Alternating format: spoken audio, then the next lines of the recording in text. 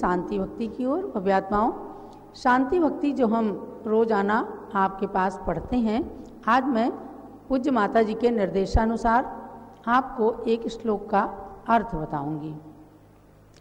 नम प्रयान्ति भगवन् पादद्वयं ते प्रजाः हेतुस्तत्र विचित्र दुःख निचयः संसार घोराणवः अत्यंत स्फुरदुग्र रश्मि निकर व्याकीर्ण भूमंडलो ग्रैस्मः कारयतीन्दुपाद सलिल छायानुरागम रवि। बंधुओं, एक एक शब्द को देखिए। आचार्य श्री पूज्यपाद स्वामी जिन्होंने समाधि शतक नाम का ग्रंथ लिखा, जिन्होंने इष्टोपदेश नाम का ग्रंथ लिखा, जिन्होंने तत्वार्थ सूत्र की सर्वार्थ सिद्धि नाम की बहुत सुंदर टीका लिखी, ऐसे आचार्य पूज्यपाद स्वामी की एक बार नेत्र ज्योति चली गई और नेत्र ज्योति चले जाने के बाद उन्हें अपने शरीर की कोई परवाह नहीं थी, लेकिन भगवान जिनेंद्र की भक्ति में उन्होंने जो शब्द अपने मुख से उच्चारित किए उसका नाम पड़ा शांति भक्ति, और अंतिम श्लोक पढ़ते पढ़ते उनके नेत्रों की ज्योति आ गई थी।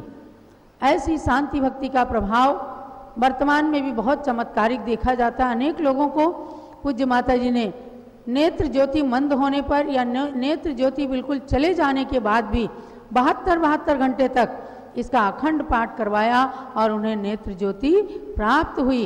और इसीलिए पूज्य माता जी इस शांति भक्ति का पाठ करवाती हैं कि आपके घर के अंदर, आपके मन के अंदर शांति की प्राप्ति हो।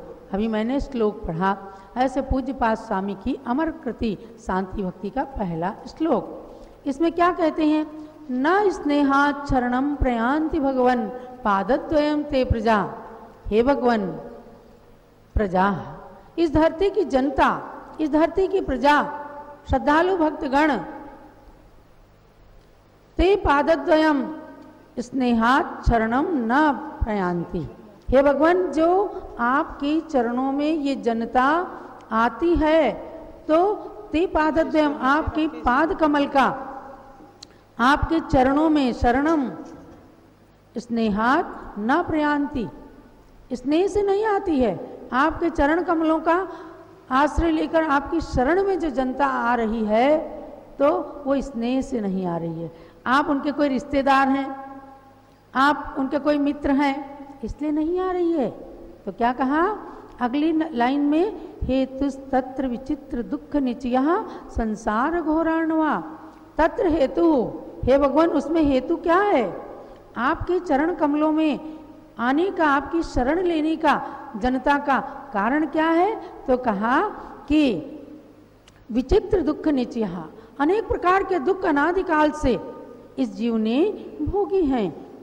नाना प्रकार, कभी नरक के, कभी तिर्यंच गति के, कभी मनुष्य गति के, कभी देवों के थोड़े सुख भोगे तो हाँ मानसिक संताप सहा, तो उसमें संसार घोरार्णवः अस्ति। संसार रूपी घोर भयानक अर्णव माने समुद्र जो है, संसार को एक समुद्र की उपमा दी। जैसे समुद्र में कोई जीव गिर जाए तो उसका निकलना, ऊपर तैर करके पार होना बहुत कठिन होता है। ऐसे ही संसार एक समुद्र है, उसके अंदर वह भयानक समुद्र है, उसके अंदर अत्यंत स्फुर दुग्र रश्मि निकर व्याकीर्ण भूमंडलो। क्या कहते हैं? संसार समुद्र में मानो प्राणी डूब गया है। अत्यंत दैदीप्यमान तेज किरणों का समूह समस्त भूमंडल के अंदर व्याप्त हो रहा है। सूरज निकलता है, धरती पर गर्मी आ जाती, रोशनी आती है। गर्मी के सूर्य के सामने टिकना भी मुश्किल होता है। अत्यंत स्फुर, अत्यंत माने खूब घोर, अपनी दैदीप्यमान तेज किरणों के समूह से समस्त भूमंडल को जिसने व्याप्त कर रखा है, ऐसे सूर्य के कारण ग्रीष्म, और वो भी ग्रीष्म ऋतु का सूर्य हो, यानी कि सर्दी में तो चलो धूप खाने के लिए बैठ जाते हैं, लेकिन जेठ की तपती दोपहरी का धूप हो, गर्मी हो, ऐसे ग्रीष्म ऋतु का सूर्य रवि ही इंदुपाद सलिलत छायानुरागम कार्यति।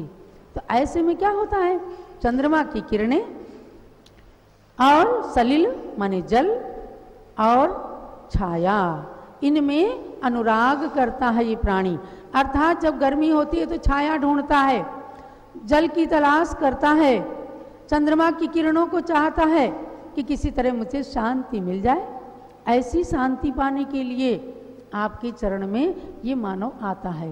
यानी हे भगवान, मैं भी जो आपकी शरण में आया हूँ, आज देखो कोरोना का कितना बड़ा भय व्याप्त है, इस दुख से शांति दिलाने के लिए, कष्ट से निजात पाने के लिए, इस कष्ट से मुक्ति पाने के लिए, रोग की शांति करने के लिए, दुख को शांत करने के लिए, इष्ट का वियोग जो हो जाता है उसकी शांति के लिए, अनिष्ट का संयोग जो हो जाता है उसको दूर करने के लिए, हे भगवान, ये प्राणी हम सब जो आपकी शरण में आते हैं वो इसीलिए आते हैं।